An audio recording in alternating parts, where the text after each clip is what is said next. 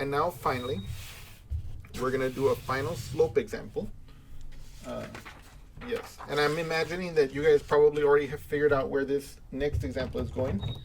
And for those of you who have figured it out, great. And for those of you who haven't, well, that's okay too, because we're all going this way together. Example. So now we're going to find the slope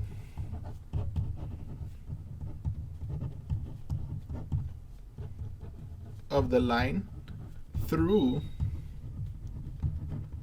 the points 1, 2 and 1, 3. Okay? Okay. Let's do that together here.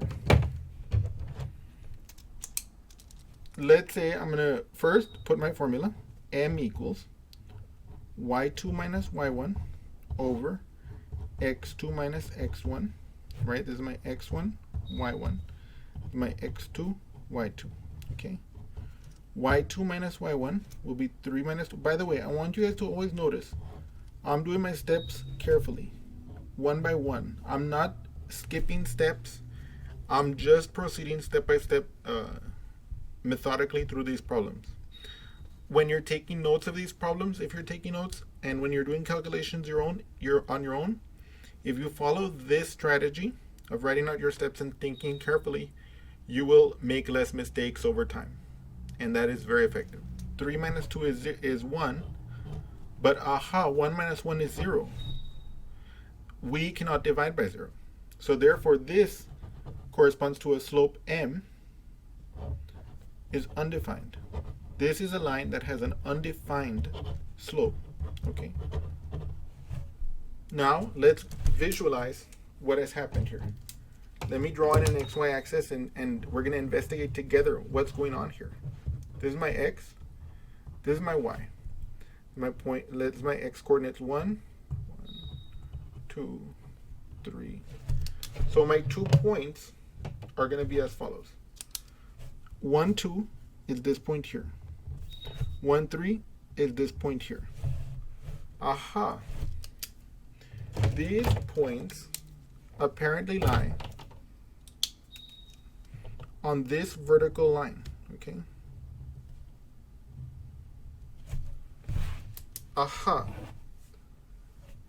If the slope is undefined, the line is vertical. That's interesting. And so this is what we're actually going to see. These are the 4 cases that we're going to witness. Okay? So now I'm going to summarize, because after this, we're going to move on to the next section. Okay? So if I have a line like this, then the slope is positive. Positive slope means as I increase the x, the y also increases. And that makes sense, you know? Then I had a negative slope.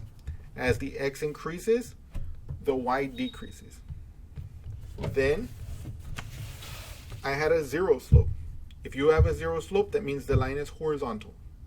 And it corresponds intuitively to the idea that it's neither rising nor falling with any run. It's just staying constant.